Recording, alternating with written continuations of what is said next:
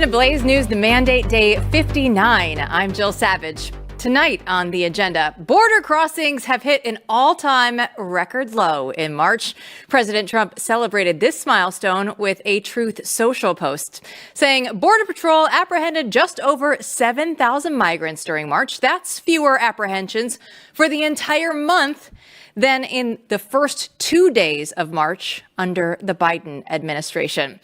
And the lawfare against Trump just keeps coming. A judge in Massachusetts just blocked his entire move to end the legal status over 500,000 migrants.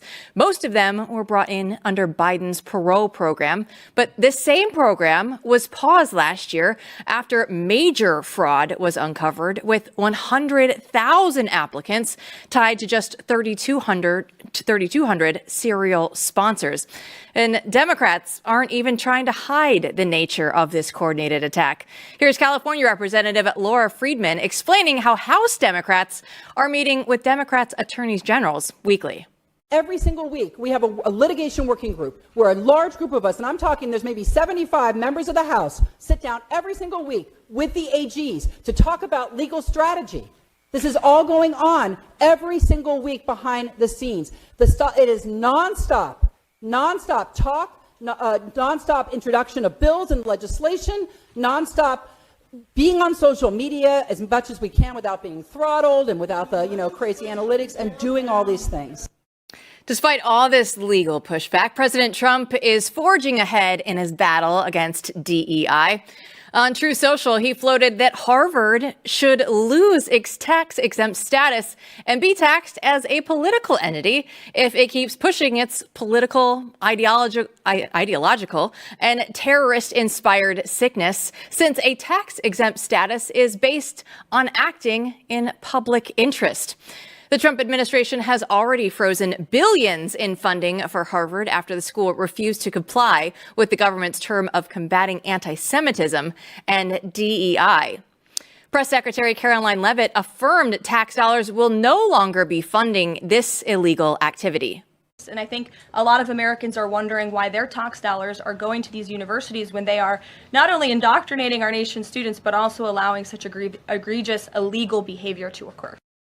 Well, Congress still hasn't passed Trump's big, beautiful bill. So what are the ramifications for the average American family if Trump's tax cuts aren't extended? Fox News broke down exactly how much families would have to pay in taxes. Here's what happens if they fail to extend the tax cuts. A married couple with 2 kids earning $165,000 gets slapped with $2,400 in taxes. Here's another one. A single parent earning $52,000 is docked with a $1,400 tax bill. U.S. Special Envoy Steve Witkoff recently met with Vladimir Putin to discuss an end with the Ukraine war.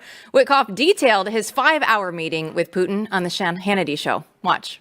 It was a compelling meeting, and towards the end, we actually came up with, and I'm going to say finally, but I don't mean it in the way that we were waiting. I mean it in the way that it took a while for us to get to this place. What Putin's request is to have a permanent peace here. And finally, in the socialist state of California, Gavin Newsom signed a $2.8 billion bailout plan for the state's Medi-Cal program. The deficits blew way past expectations after California began to include illegal migrants in the plan last year. Here's a breakdown of how California is really just one big money pit. The state expanded the program to cover undocumented immigrants. The governor asked lawmakers to approve another $2.8 billion in loans on top of a $3.4 billion loan issued last week. So California now making up a $6.2 billion shortfall in Medi-Cal funds. The money meant to keep the program properly funded through June. What's a few billion amongst friends? Let's go ahead and bring in Blaze News editor-in-chief Matthew Peterson. MP, let's start with Harvard and how you see everything shaking out there. Because if we're talking about billions, Harvard certainly has the money there. They have this tax-exempt status that they very much like right now. Should they keep it? Yeah, let's talk about Harvard beginning, middle, and end. I love talking about Harvard because Harvard is the symbol of academic achievement in America. I mean, it is the official University of America, one of the few Ivy League universities, the top few of which really stand for higher education throughout the globe, not just here. Harvard has over $50 billion in its endowment. That's the largest endowment of a college in the world. So $50 billion, Harvard University, right now, America 2025, guess what? Ain't no one feeling sorry for Harvard. There's no one who feels sorry for them. They can try to play the victim on this, but this is a university that has abused its position and its privilege, if you will, for a long, long time. And you have to ask the question, why are we giving tax-exempt status to organizations like this when they are involved in indoctrination? Now, certainly, this is going to scare people, but it should. What Harvard has done to radicalize all these students, to bring in absolute whack jobs for a long time and reduce the standard of excellence, they made a mockery of academic excellence, is really egregious. It's a tragedy. And so, I don't think anyone's feeling sorry for them. And I think these kinds of attacks, if you will, from the Trump administration, which are just and lawful, will continue. Well, it turns out we didn't need new border policies. We just needed a new president, because now we see Donald Trump and the border apprehensions, right? The numbers are now record lows. Just to look at what Donald Trump has done in a very short amount of time and the massive impact that is already taking place. How do you break that down? I mean, I voted for this. You voted for this. It feels good, Jill. It feels good. This is something that, again, shows, I'll say it over and over again, I'll say it every night, where there's a will, there's a way. When the political will is there to say, nope, we're not doing this anymore, it stops, right? The behavior stops. And you're going to see people, mass self-deport, I think, increasingly as this administration moves forward. One of the reasons you left California is it all of the money that you knew that money pit was just going to go in and take from its citizens there, and hopefully it's just contained to California. At some point, I don't want the rest of the country to be on the hook for all of California's pitfalls. Yeah, the one thing that the Trump administration can't do is bail out blue states when they go bankrupt because they spend so much money. In California, it's been surfing, if you will, ching, on a lot of businesses that are there that are successful, right? So you have tech, et cetera. And Newsom has been able to sort of skirt around the problems for a while. But of course, you can't get away from the numbers forever. And the pension funds there, I could tell you horror stories about the corruption with that beyond even your wildest dreams out there in the audience. But what you have there is a disaster waiting to happen, and a sort of implosion happening in real time. Well, don't go anywhere. It is Bedford time. Congress might be in recess, but D.C. never sleeps. Chris Bedford will give us an update from Capitol Hill coming up after this.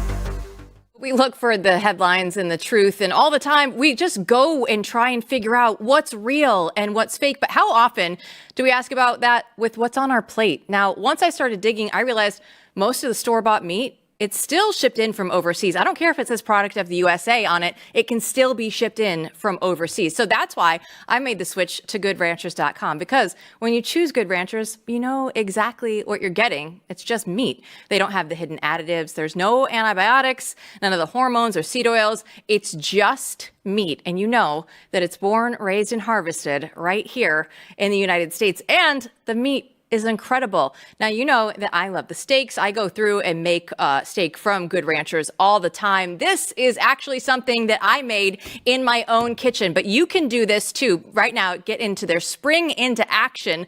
It's their special that they have right now. If you subscribe to any of the Good Ranchers boxes, you can get free bacon, ground beef, chicken nuggets, or salmon in every box for a year, plus $40 off with my code Jill.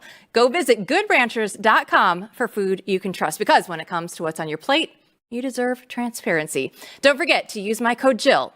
Good Ranchers, American meat delivered.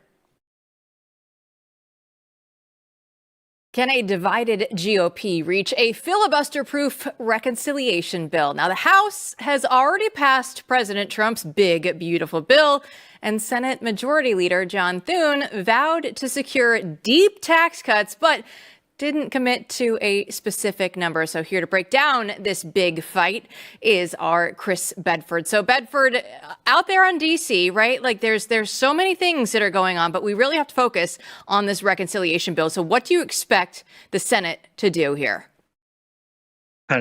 Nothing for a few weeks is the short answer. Talking to folks over the weekend and a little bit today, it's seeming like we're looking at a budget actually being able to pass the U.S. Senate and then through the House of Representatives by June. That is the date that they're now looking at. That's more realistic than some of the earlier assumptions that I've heard and shared with you, and a little bit more pessimistic as well than some of those earlier assumptions and hopes from the U.S. Senate. But they are still confident they'll get this done. The questions now that remain as they hammer these things out is which aspects of Donald Trump's agenda will actually get passed versus which aspects of business as normal.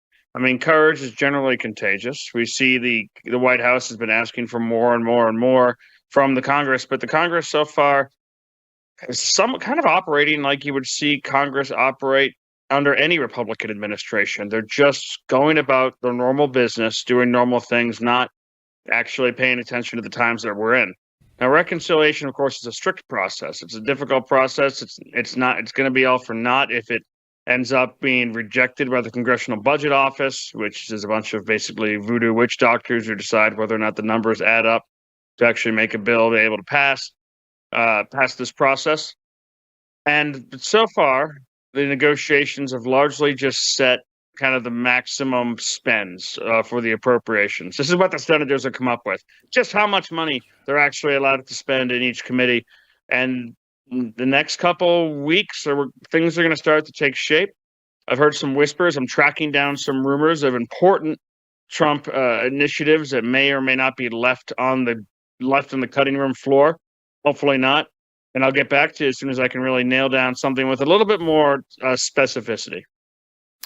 Yeah, well, that's the real trick, isn't it? Right? I mean, so can we say that things are potentially going to get a little exciting or heated if certain parts of that agenda are not included, and we could potentially see then, battles and wars break out really at any time if that's the case and they actually get down into the weeds on this.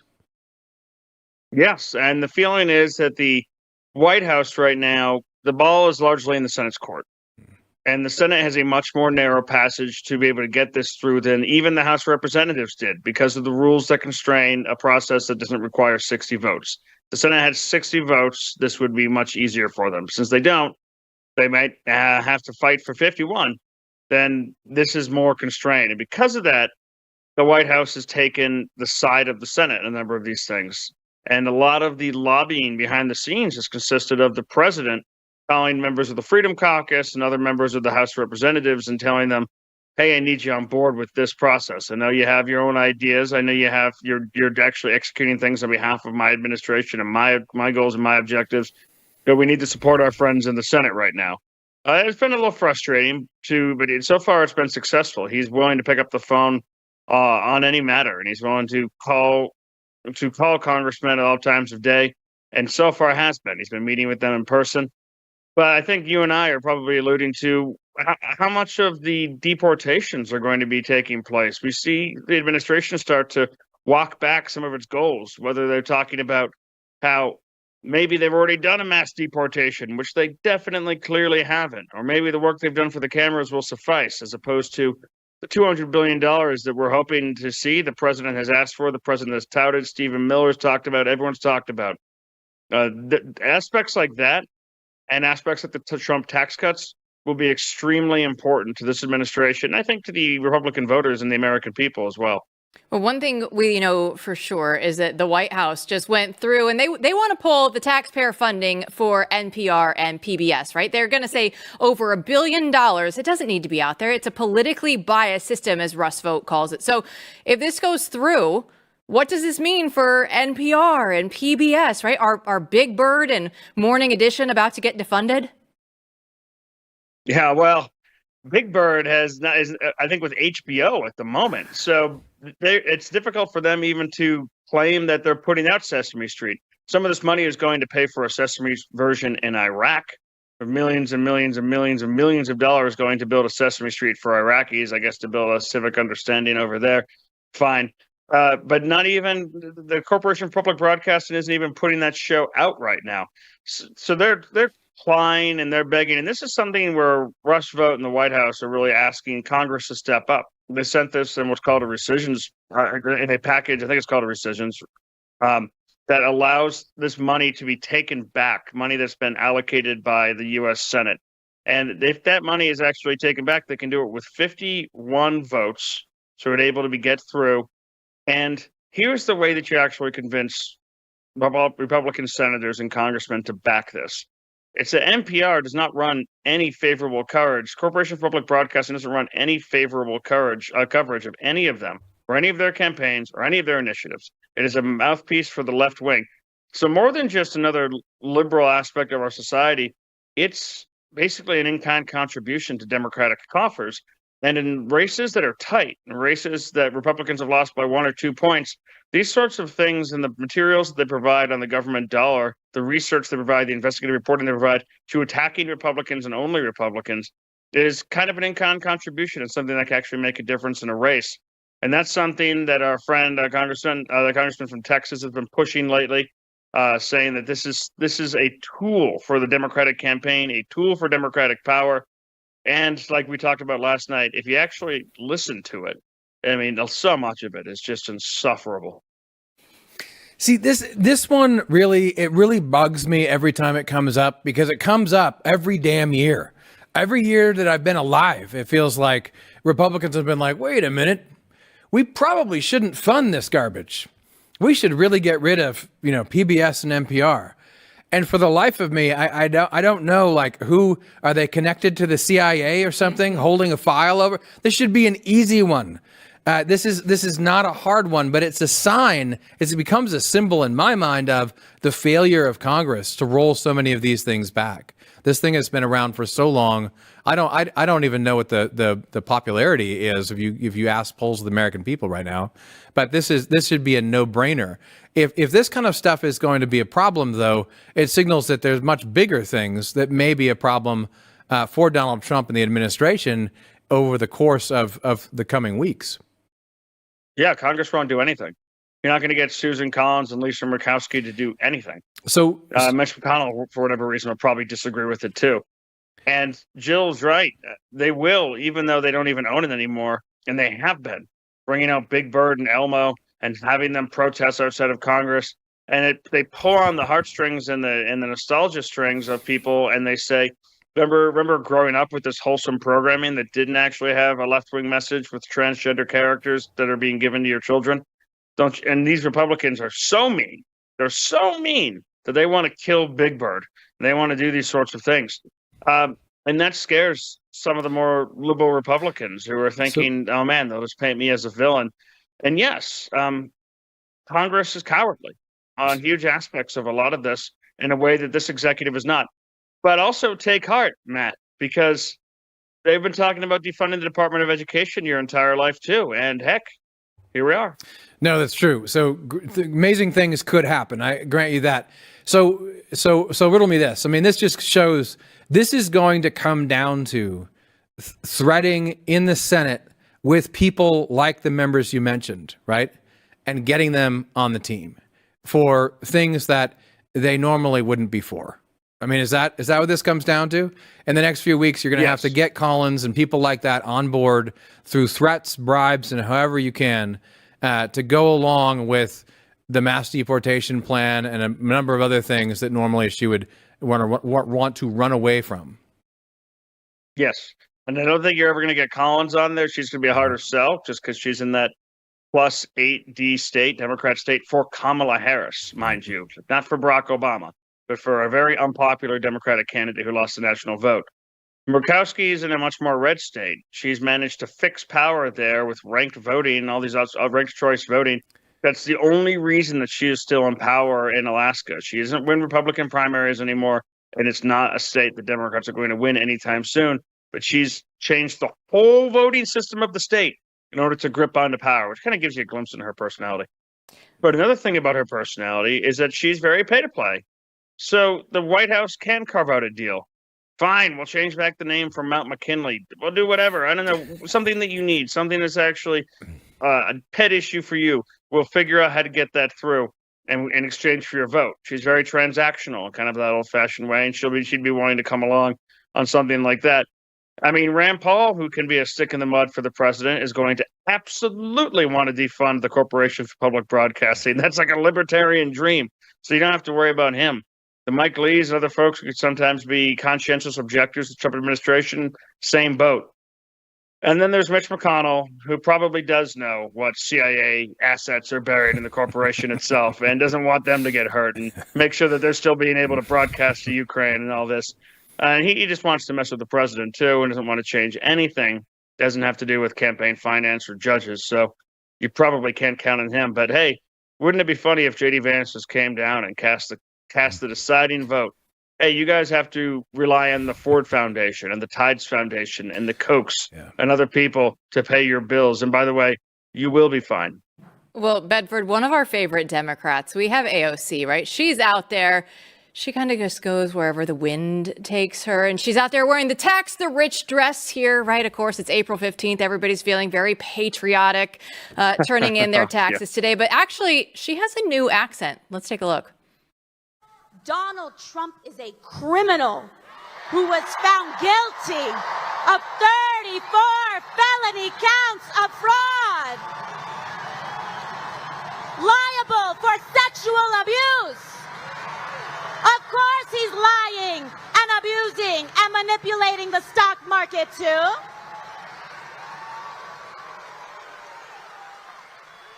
When he talks about rapists and criminals, he should look in the mirror.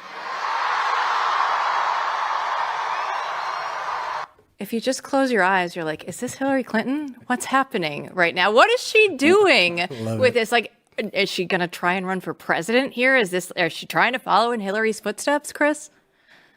Is that her impression of Obama? Is that Kamala Harris? Is that Hillary? All I know is that it's not AOC. I catch glimpses of a fake Hispanic accent that she's dropping in there. Usually she only reserves that for words like guacamole and different Spanish words as opposed to English words. But I guess it's, she wants to speak to the crowd that she's in. I mean, and that's also a big thing in Democrat circles. My favorite Hispanic member of the Democratic Party is Beto O'Rourke. But she just wants some power. She is ascendant. She's one of the few progressive voices that is still a draw. I think that her brand of progressivism is the kind of thing where the clarion call will echo all the way from Cambridge to Brooklyn, but and not really get that kind of traction in the rest of the country, not unlike people like Elizabeth Warren, who was supposed to be the big progressive champions back in the day. But she is generating that energy. And I would be surprised if her highest aspiration in life is a member of the U.S. Congress. Chris, I spent a while thinking myself when I heard that, what accent, I was trying to figure out what accent it was, but what I realized at the end of it, I figured it out. It's not an accent that's ethnic at all. That, my friends, is theater kid. That is theater kid playing a theater kid. She sounds like a little girl going up on the stage, and I'm in my projecting voice now, and I have to put on an accent to, as you indicate, play a part for God knows what she's going to do next. That's exactly right. I couldn't figure out. It wasn't her. It's not normal, and that is perfect. Bedford, that is perfect. You are perfect. We'll see you back here tomorrow. I'll see you tomorrow. Well, don't go anywhere. We're going to have Scott McKay. He'll join us to break down China's Achilles heel in the trade war just ahead.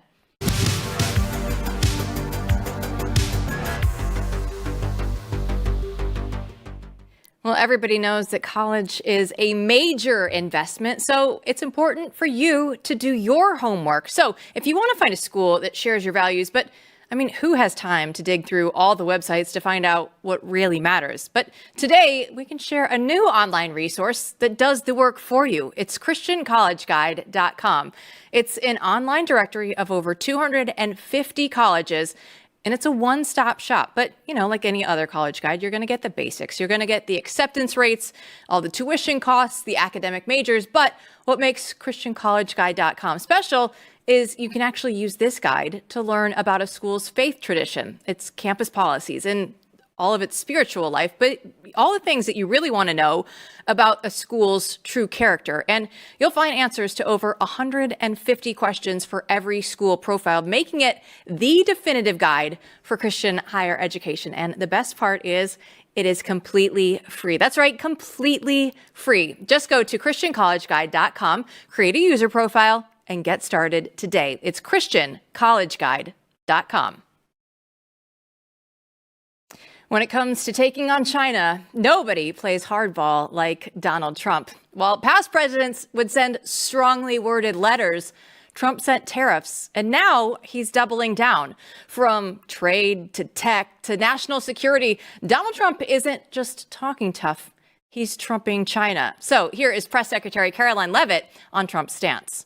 Look, the president has made his position on China quite clear, although I do have an additional statement that he just shared with me in the Oval Office. The ball is in China's court. China needs to make a deal with us. We don't have to make a deal with them. There's no difference between China and any other country, except they are much larger. And China wants what we have, what every country wants, what we have, the American consumer. Or to put it another way, they need our money. So what's the strategy this time? Scott McKay is the publisher of the Hayride, and he wrote a piece about this for the American Spectator, where he's a contributing editor. So he joins us now. So Scott, thanks so much for the time, because this is the story that everybody is talking about, right? It's America, it's China, it's the trade war. So how is Trump's trade policy actually going to help America beat China?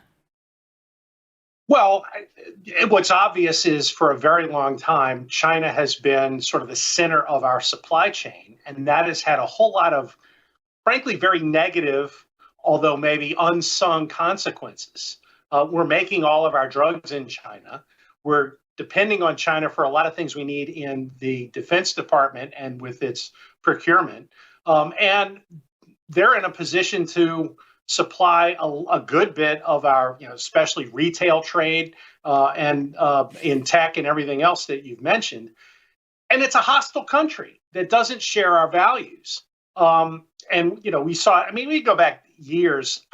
Maybe a great example of this is, do you remember back in the fall of 2019 when Daryl Morey, who was the general manager of the Houston Rockets, made some comments about how China was swallowing Hong Kong, and the next thing you know, China was buffaloing the NBA and threatening its billion-dollar deals with television in China.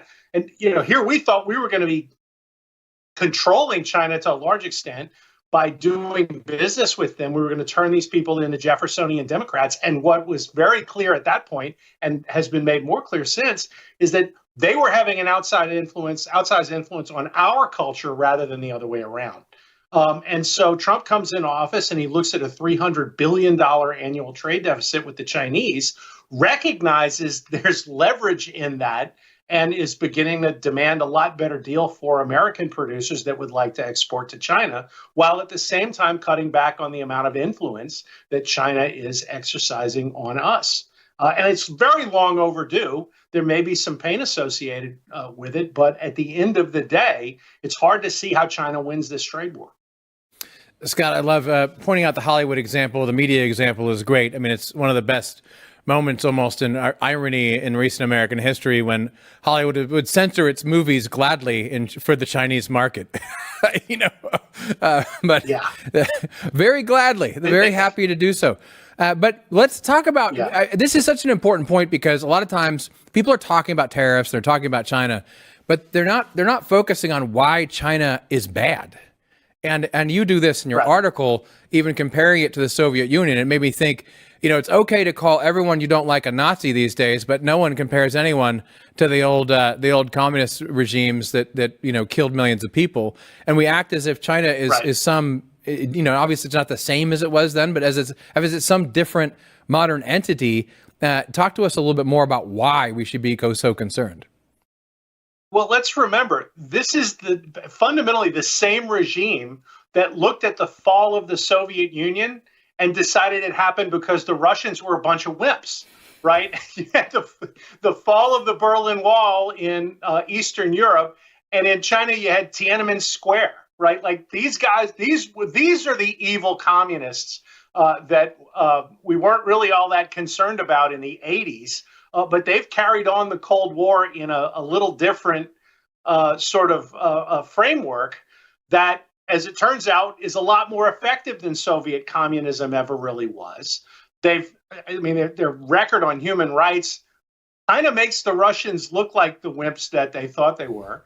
And, give them credit. They're very smart. They've decided we're going to become an old school mercantilist economic force. We're going to do nothing but export goods and essentially destroy everybody else's manufacturing base because we're going to pay our people nothing. We're going to do absolutely nothing in terms of protecting the environment. They're building a coal-fired power plant on practically every street corner in China right now. And the place is utterly polluted in a way that the Andrew Carnegies and Vanderbilts and Rockefellers of the world would look at and go, hey, you guys need to take better care of the environment. And they're doing this so that they can turn out the lowest quality, lowest cost products, and don't really care that much about quality either, to undercut the rest of the world. And they've done a really good job of it. I mean, I look up a perfect example, and I had another piece at the American Spectator that showed up yesterday about Temu, which is this fast fashion consumer app that the Chinese have debuted a couple of years back.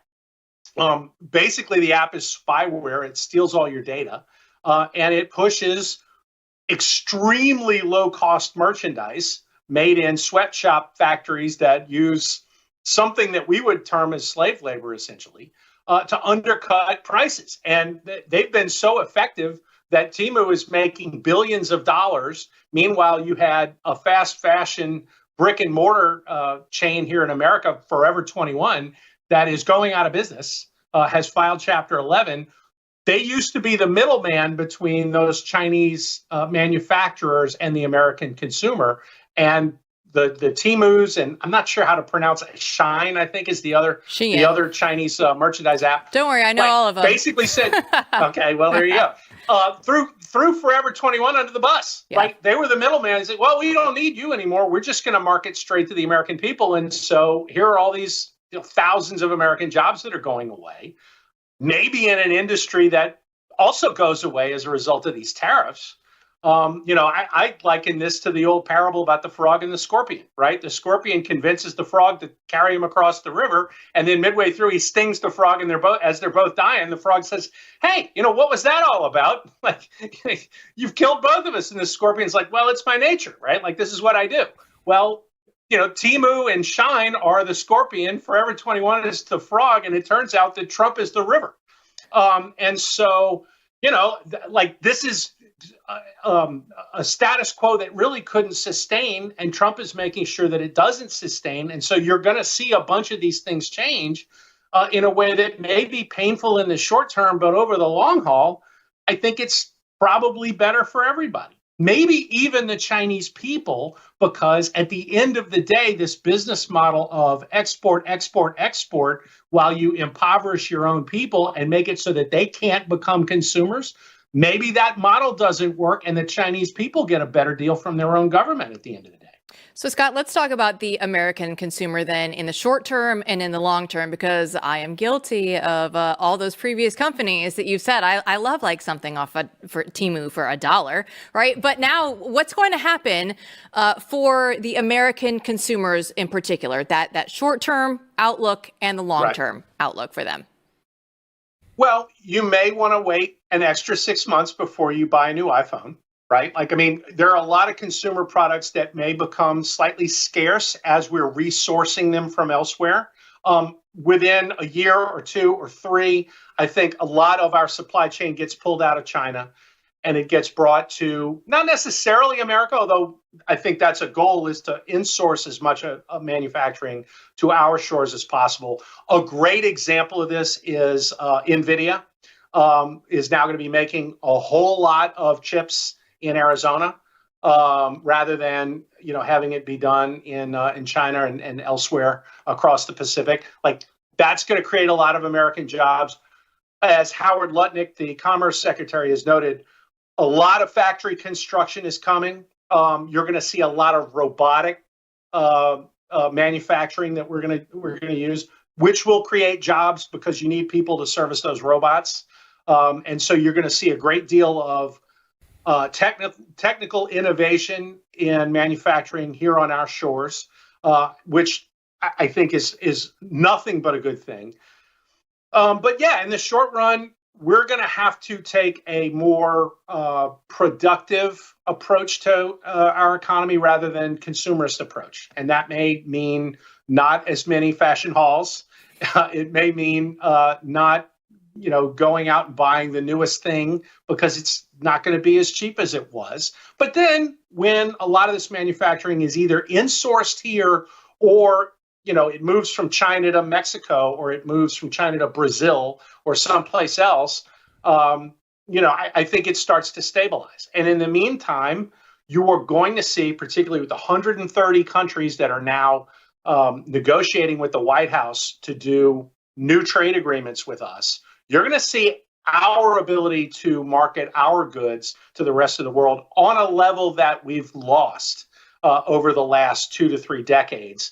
With some countries that are nominally our allies, but we've had really not the greatest trade relationship with. I think a lot of that's going to change, and that's going to help the American economy as well. So maybe things don't cost what they cost now, but your purchasing power becomes greater because our economy is better. So, Scott, last question we have time for. You hear a lot on the right, especially. There's a lot of concern about this, right? I mean, this violates the free trade absolutism of the previous decades that the Republican Party has essentially adopted as its own.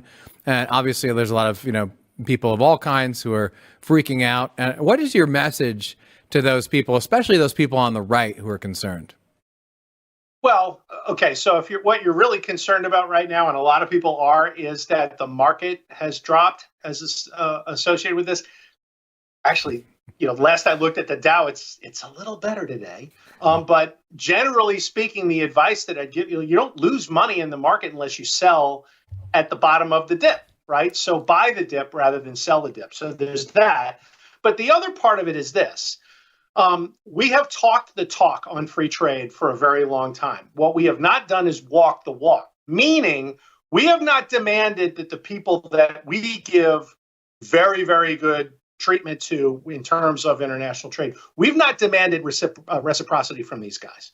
And so particularly in Canada's case, you've got a whole bunch of non-tariff trade barriers, and then you have lots of tariffs that kind of sit just atop the volumes where we're actually starting to really export a certain kind of good. All of a sudden, there's 250% tariffs. We need to do a better job of getting these countries to do free trade with us. And that has not been the case through several presidential administrations. Whether this works as well as Trump hopes or whether it, is a partial gain, at least he's willing to fight this fight on behalf of American producers. And nobody has done that for a while. So this might be bumpy. My guess is it's going to be a mixed bag for a while. But at the end of the day, if you get a better deal to export your goods to other countries around the world, it's probably a fight worth having. And I would guess, at least in the medium term, we're going to see this as something that needed to be done a while ago. Scott McKay, great stuff. Thanks for joining us. Thanks, guys. Have a good one. Well, you know what? It is tax day, and we'll tell you what you think about Trump's income tax reform right after this.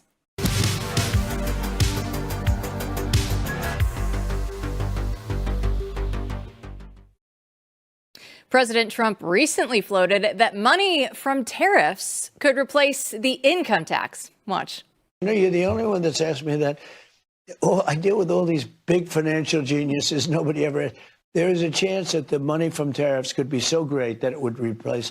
In the old days, about 1870, to 1913, the tariffs were the only form of money. And that's when our nation was relatively the richest. We were the richest. Count me in. Anything pre-1913. Let's go back to that time. It sounds great. Matthew Peterson, today is tax day.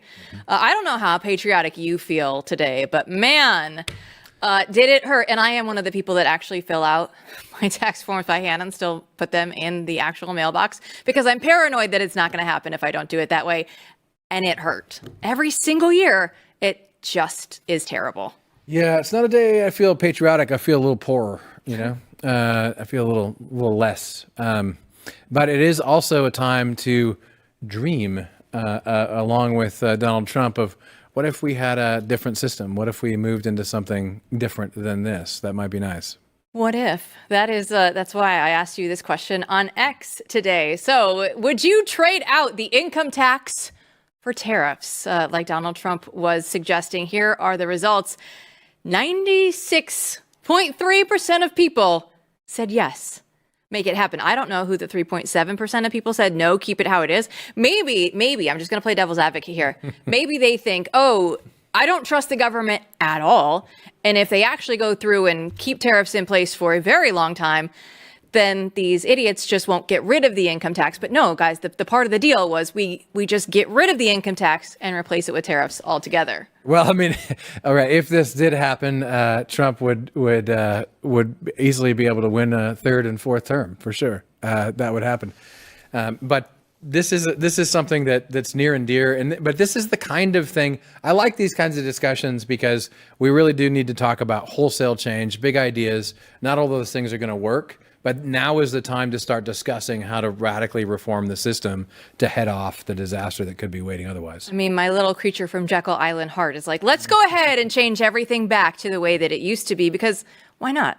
Let's go ahead and give it a try. We talked about Harvard, though, at the top of the show. We were talking about their tax-exempt status. They enjoy a lot of luxuries right now from the United States government, and it's time to start making changes on a grander scale. Yeah, and look, I love to hate on Harvard along with everyone else, but the reason I do so is because we have to acknowledge to ourselves it's really important to have elite, excellent institutions of higher education. You don't have a civilization, right, without places, whatever they look like. They look like the modern university or gladiator school, whatever the hell it is. You need places that train for excellence in different fields. So the importance of Harvard as symbol and as arbiter and as measure and as standard is real. You need these institutions. And this is what I want to talk about today. It's really important that we do justly take money away from Harvard, think about taking away its tax-exempt status along with the rest of these institutions of higher learning. These are the places that taught all the harmful ideology that has harmed America so brutally over the last decades. These are the places that credentialed the experts that lied to us about everything from COVID to foreign wars for decades. So responsibility is placed there on the failed leadership class of America. Their job since the time of the American founding was to produce the people who become the leaders of American society. That's their mission. And they still do that. They mint those leaders. We all know this, right? When people want those degrees because they know what that will mean for the rest of their life. They're being credentialed to be part of the American leadership class. That's why they're important. But that's also why they need to be attacked and destroyed, at least in their current form, because they have utterly failed at that job. And I'm sorry, I'm going to be the radical on this because I've been in the academic world. A lot of good people who are on the right, Republican, think, well, they'll moderate and we'll just change. It will take extreme reform to really change those institutions. So the Trump threats are real. They need to be brought. They can't misuse this money in the way that they have been. That all needs to end. 100% agree. I love to see it. We need to push to make sure that actually happens. But here's the problem. What happens next? Because you're still going to use some institution or some credential to pick a cast of leaders. It's just what people do. You can say merit. Yeah, but how do I know you have merit? I'm going to choose some marker. And so even if we get rid of Harvard in its current form, we will need elite institutions. And this is where I disagree with a lot of good friends of mine who make a great argument the other way about this. I say we still need to use some of the billions and billions of dollars that the left has poured into higher education with public money, with our money. We got to use some of that to jumpstart new things that hopefully can then take off on their own. We still are going to need elite institutions. They're not going to go away. And I would rather we have something new or Harvard is completely reformed, but we have to think about that because it's not just about attacking them and taking that money away. It's about building something new that's actually meritorious and that actually creates the leaders we need. And it's something bigger than just higher education, because when you look at this, yes, we love everything that's going to happen to the Department of Education. Get rid of it. We don't need it. But when you look at it, I go through, because this is going to be a multi-step process. The people that are at universities, the people that are teaching the teachers how to become the next generation of teachers are all still radically left. Yes. That is going to take such a long time. We talk about moving big ships, turning them around, how long that takes. You've seen how long the left has gone through and infiltrated everything, but before Hollywood, the school system, literally anything that mattered in culture, they knew that they had to get their hands on. So how do you go through and not only implement this for higher education, because we do need that if we're going to be a successful country and competing with the Chinas of the world in the future and make sure that we still have our standing, but to actually make sure that that goes all the way down to the level where they're teaching your kids in like third grade. Yeah, Jill, this is such an important one. And I've talked with so many people over the last few years about this one, among all the other reforms that we want to make that are radical. You will not change the education system until you change who teaches the teachers, as you said. And who teaches the teachers? Those are PhDs. Like if you don't have a cast of people ready to come in to actually teach them American history and the good stuff, then you can't reform, right? You need the bodies in there who can actually do it. You need the Hillsdales of the world to grow, to multiply. That's why I would do a one-time, like throw the money on startups, new models that will actually go out and teach the teachers and create new leaders. And it doesn't have to look like the old universities, right? It could look a little different. But if we don't solve the problem, we can't just go after the left. Someone's going to have to teach and someone's going to have to learn. And we need to have that system working for the good of the American people. And that is absolutely one of the silver linings that came out of COVID, is that parents are saying, I'm sorry, what are you trying to tell my kid right now? And you not only just see people starting to homeschool their kids, but there's also like the little pods that have popped up in different communities. So people are looking at a new way of doing things. And that's what you're all about here, and we're all about on the show. Oh, yeah. And homeschooling is always about more. It's just different modes of education for real. It's amazing stuff, growing.